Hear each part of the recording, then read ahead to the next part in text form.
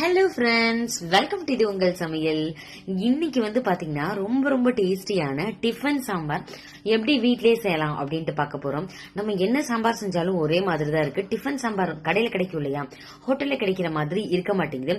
அப்படி என்ன டிப்ஸ் அங்க ஃபாலோ பண்றாங்க அப்படின்ட்டு தான் பார்க்க போறோம். நிறைய பேர் கேட்ட வீடியோ தான். சரி வாங்க, டைம் வேஸ்ட் பண்ணாம வீடியோக்குள்ள போயிட்டு சட்டுன்னு பாத்துரலாம். ஃபர்ஸ்ட் இன்னைக்கு நான் செய்யக்கூடிய அளவுகள் பாத்தீங்கன்னா ஒரு 5 பேர் வந்து தாராளமா சாப்பிடலாம். அந்த அளவுல தான் செய்ய போறேன். உங்களுக்கு வேணும்னா கூடயோ குறைச்சோ நீங்க வந்து இது பண்ணிக்கங்க. ஃபர்ஸ்ட் ஒரு கடாய் எடுத்துக்கலாம். எடுத்துட்டு அதுல 10 சின்ன வெங்காயம் சேர்த்துக்கலாம்.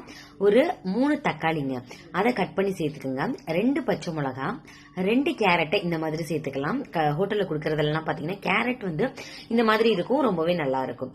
அப்புறம் ஒரு முருங்கைக்காய், இதெல்லாம் சேர்த்துட்டு காயெல்லாம் நல்லா வேகட்டும், அது வரைக்கும் வேக வச்சிடலாம். இதுல வந்து எக்ஸ்ட்ராவா மஞ்சள் பூசணி இருக்கு இல்லையா, அது கூட நீங்க சேர்த்துக்கலாம். அது நல்ல பிளேவர் கொடுக்கும். அது வந்து குவான்டிட்டியையும் அதிகப்படுத்தி கொடுக்கும். என்கிட்ட கிடைக்கல அப்படின்றதுனால செய்யல. இருந்துச்சு அப்படின்னா நீங்க இது கூட ஆட் பண்ணிக்கோங்க. இப்ப பாருங்களேன், கலர் நல்லா சேஞ்ச் ஆயிருச்சு. இந்த நேரத்துல அந்த சைட் பார்த்தோம்னா பருப்பை வந்து ஏற்கனவே வேக வச்சிருந்தேன். ஒரு கப் அளவு பருப்பை, அது என்ன பருப்புனே கண்டுபிடிக்க கூடாது, அந்த அளவுக்கு நல்லா மசிய வேக வச்சிருங்க. அதாவது நல்லா ஊற போட்டுட்டு ஒரு அரை மணி நேரம் ஊற போட்டுட்டு அதுக்கப்புறம் வேக வைங்க. யூஸ்வலா பாத்தீங்கன்னா இதுக்கு பாசி பருப்பு இருக்கு இல்லையா, அதுதான் வந்து யூஸ் பண்ணுவாங்க. ஒரு கப் அளவு பாசி பருப்பு டிஃபன் சாம்பாருக்கு ஊற வச்சது வேக வச்சு எடுத்தாச்சு. ஒரு 4-5 விசில் வச்சு எடுத்தாச்சுங்க. பாருங்களேன், இந்த மாதிரி பிடிக்காம அடி பிடிக்காம நல்லா குழைவா வந்து வேக வச்சு நல்லா ஒரு கரண்டியால மிக்ஸ் பண்ணிட்டோம் அப்படின்னா அந்த பருப்பு எல்லாமே நல்லா கரைஞ்சு போயிடணும். அந்த அளவுக்கு இதை வேக வச்சு தனியா எடுத்து வச்சுக்கலாம். இப்ப பருப்பு நல்லா வெந்து தனித்தனியா இருந்துச்சு அப்படின்னா உங்களுக்கு சாம்பார் அந்த அளவு டேஸ்ட் கிடைக்காது. அதனால நல்லா வேக வச்சு எடுத்து வச்சுக்கோங்க. பாருங்களேன், இந்த காய் நல்லா வெந்ததுக்கு அப்புறமேட்டி நம்ம வந்து பருப்பை சேர்த்துடலாம்.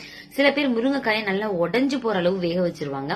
அந்த அளவு வேக வைக்க கூடாது. முருங்கைக்காய் வெந்திருக்கணும், ஆனா அது உடையக்கூடாது. அந்த மாதிரி பாத்துக்கோங்க. லைட்டா அப்படி அமுத்தி பார்த்தோம் அப்படின்னா ரொம்ப உடைஞ்சு போயிடக்கூடாது. அந்த மாதிரி இருக்கணுங்க. இப்போ பருப்பையும் சேர்த்துட்டு நல்லா அதை மிக்ஸ் பண்ணி விட்டுக்கலாம். தேவையான அளவு தண்ணி சேர்த்துக்கங்க. தண்ணி இருக்க என்ன ஆகும்னா திக்காயிட்டே போகும். அதனால கூடுதலா தண்ணி இதுல சேர்த்துக்கங்க. சாம்பார் தூள் 3 டீஸ்பூன் வந்து எடுத்துக்கலாம். இது அப்படியே சேர்த்துட்டோம் அப்படின்னா அங்கங்க கெட்டிக்கிட்டியா நின்றோம். அதனால ஒரு பவுல்ல கொஞ்சமா தண்ணி கரைச்சிட்டு இதுல சேர்த்துக்கலாம். திக்கா இருக்கிறதுனால நான் இன்னும் கொஞ்சம் தண்ணி இதுல சேர்த்துக்கிறேன்.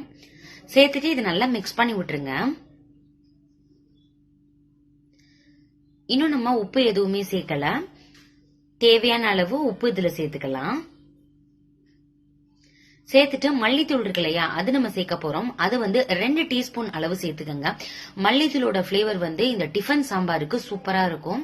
இன்னும் நம்ம புளித்தண்ணி எதுவுமே சேர்க்கலங்க. ஏன் அப்படின்னா நம்ம வந்து டிஃபன் சாம்பாருக்கு புளியோட டேஸ்ட் அதிகமாயிருச்சு அப்படின்னா அது லஞ்சுக்கு செய்வோம் இல்லையா, அந்த சாம்பார் மாதிரி இருக்கும்.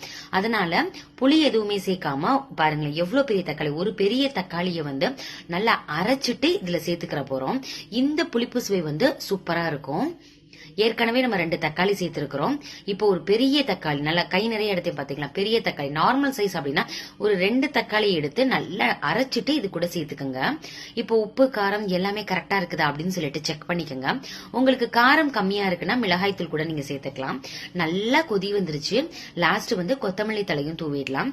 ரொம்ப டேஸ்டியான இந்த சாம்பார் பாத்தீங்கன்னா இட்லி, தோசை, பொங்கல்னு எல்லாத்து கூடயுமே சூப்பரா இருக்கும்.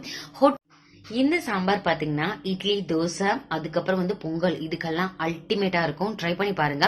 ஹோட்டல் சாம்பார் மாதிரி இருக்கே அப்படின்னு சொல்லிட்டு நீங்க நினைப்பீங்க. என்னதான் இருந்தாலும் டிஃபன் சாம்பாருக்கு ஒரு டேஸ்ட் இருக்கு. அந்த டேஸ்ட் இனிமே உங்க வீட்லயும் நீங்க செய்யற சாம்பார்லயுமே கிடைக்க போகுது. ட்ரை பண்ணி பார்த்துட்டு எப்படி இருந்துச்சுன்னு கமெண்ட் பண்ணுங்க. நான் தாளிச்சு ஊத்தலாம். தாளிக்கிறது வந்து பாத்தீங்கன்னா எண்ணெயில வந்து கடுகு, சீரகம், கறிவேப்பிலை, அப்புறம் பெருங்காயத்தூள், அவ்வளவுதாங்க. தாளிச்சு விட்டாச்சு. அப்புறம் ரொம்ப டேஸ்ட் கிடைக்கணும் அப்படின்னா ஒரு டீஸ்பூன் நெய்யை வந்து மேலால சேர்த்துக்கங்க. ரொம்ப சுவையான இந்த சாம்பார் உங்க வீட்ல நீங்களும் செஞ்சு பார்த்துட்டு எப்படி இருந்துச்சு அப்படின்னு சொல்லிட்டு கமெண்ட் பண்ணுங்க.